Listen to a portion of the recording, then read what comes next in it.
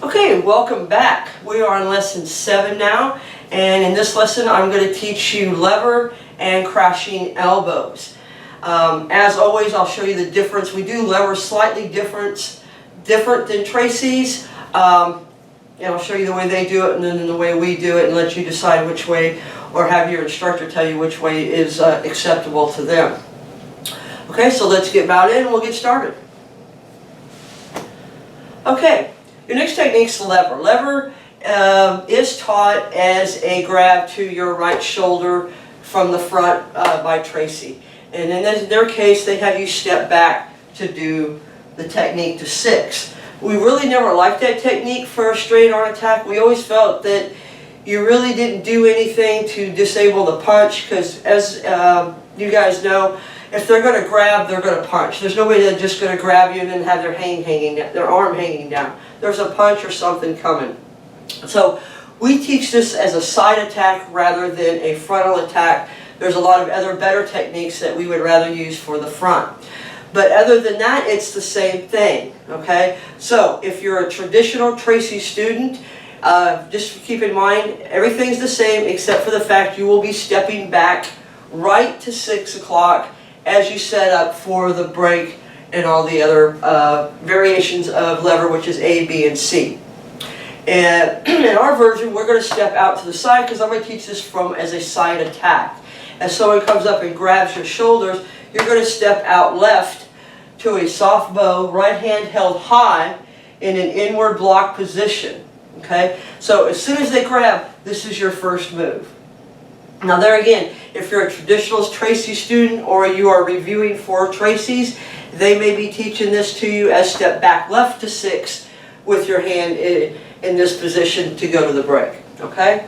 So for us though, for me personally, if you want to test through me, this is the way we teach it, but I want you to make you aware of the difference. So we're going to step out left.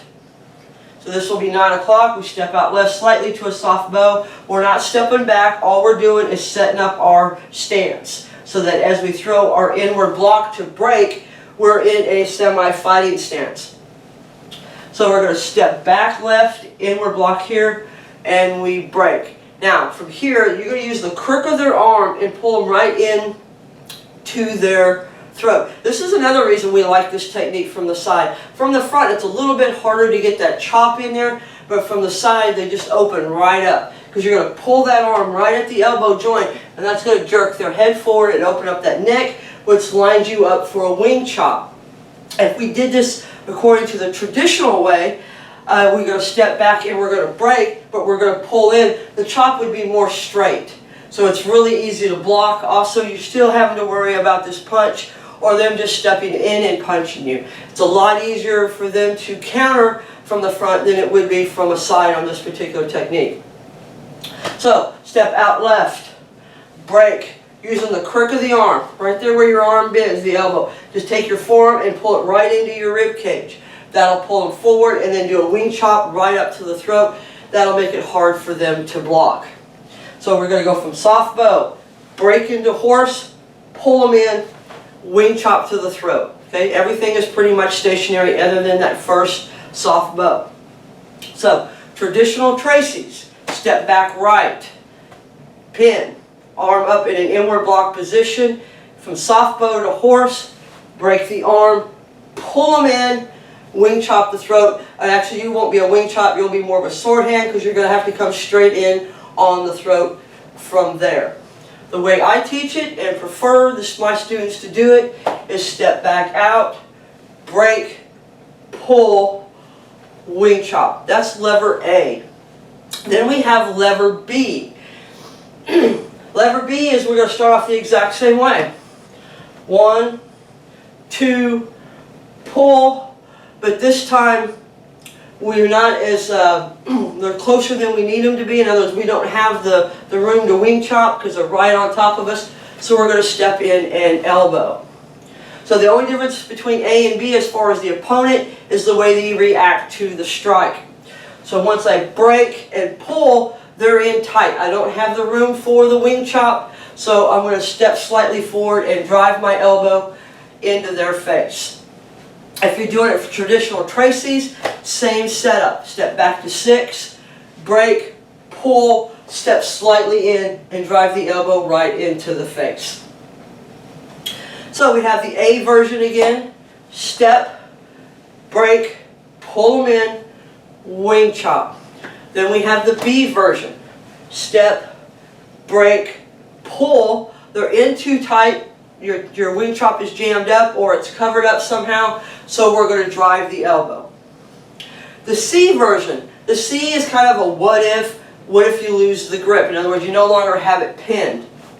So as we go to break, we're starting to lose the pin here. So what we're going to do is we're going to hook the arm out and then shuffle in with an elbow. Now, some people teach this as a cradle and crush scenario.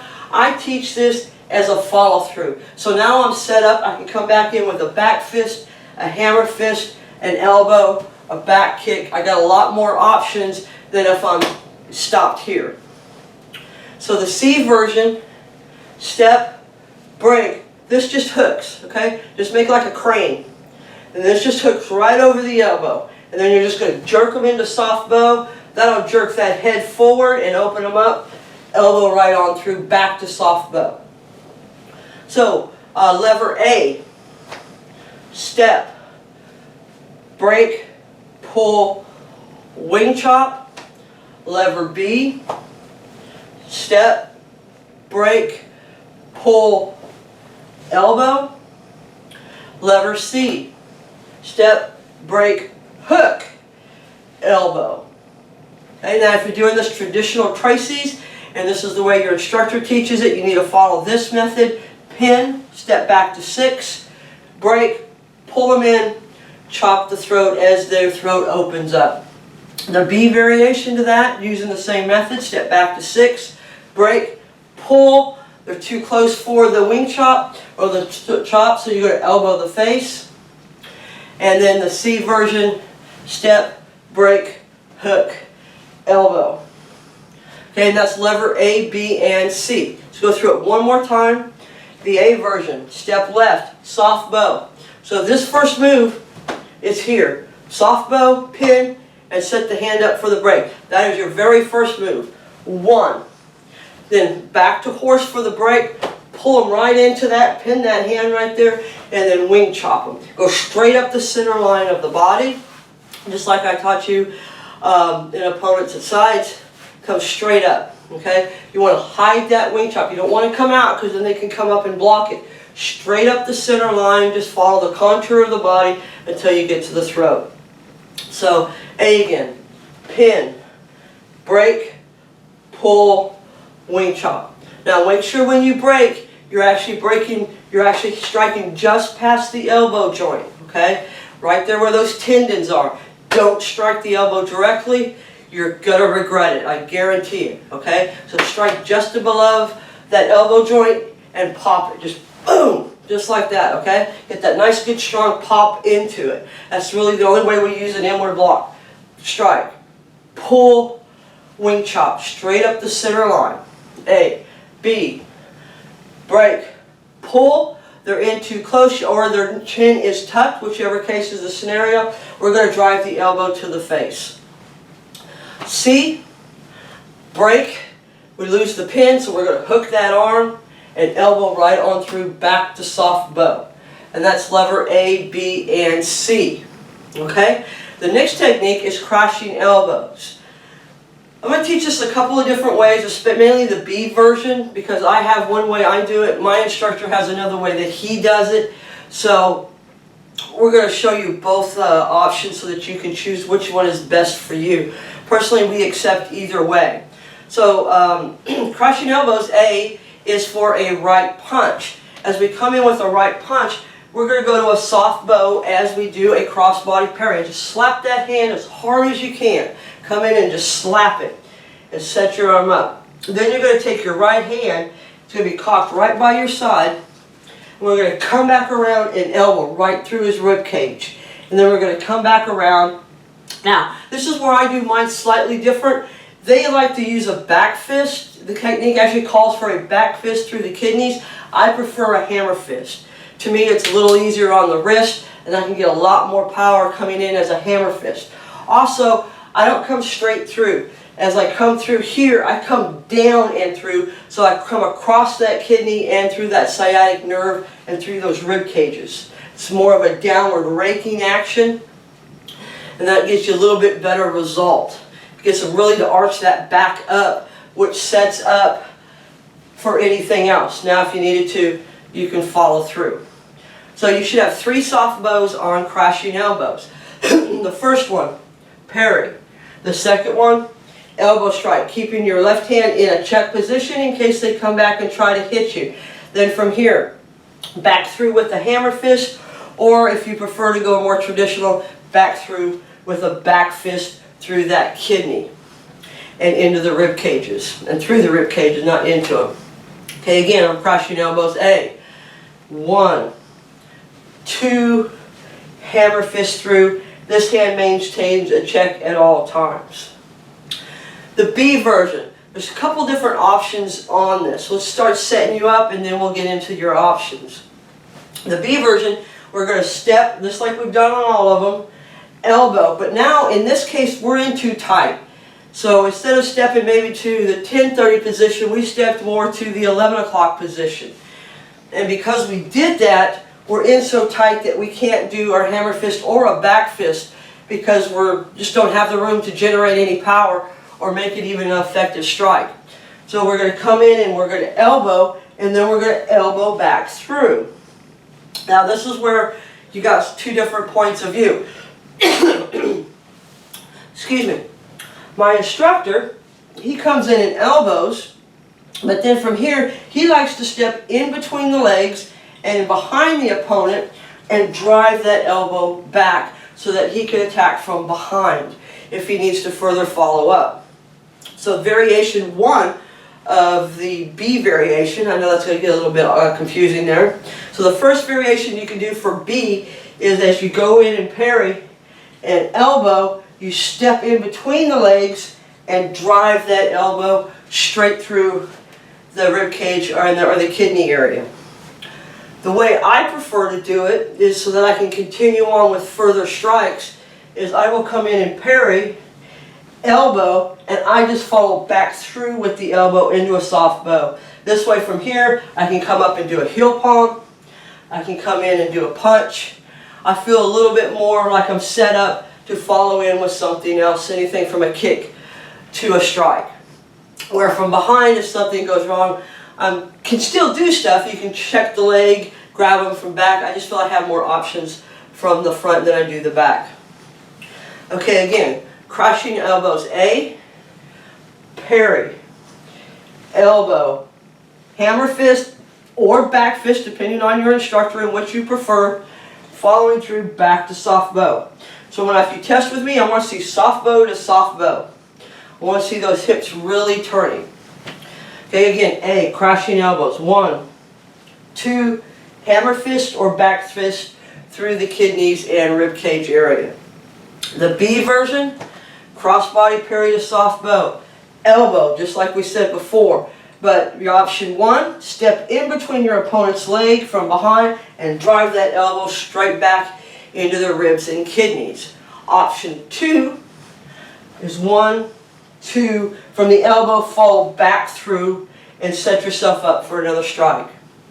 Practice both of those and see what feels more comfortable for you and how you would prefer to do it. And practice it with different people. Maybe in one situation you might like one version, where in another situation you like this version. So we have crashing elbows. A, parry, elbow, hammer fist. There you go. I prefer the hammer fist over the back fist because it's a little hard on the wrist, especially if you hit some bones or something. So I prefer that hammer fist. And when I do it, I like to try to come down at an angle slightly and follow through, bringing the hand back into chamber. Don't just swing it out here. Strike in and pull the chamber and set up for strike number 3 if you do need it. Also, you will find later on in the upper belts that you'll find this technique leads into other type of techniques with hand strikes. So let's go through these again, starting with your first one that I taught you. You have lever A, B, and C. Lever A, step out, inward block. So we want it just like this. And break, pull them in. Okay, and then wing chop straight up the front. Okay, and there again, a wing chop is where you bring your elbow straight up, line with your shoulder, and just like a wing, just let it fling out. It's all from the elbow down. Okay, and follow the contour of the body up. Don't come out and strike that way. Because if you strike from this way, it's easier for them to get a hand up or to block it. So make it hard for them to see, which makes it hard for them to defend. So lever A.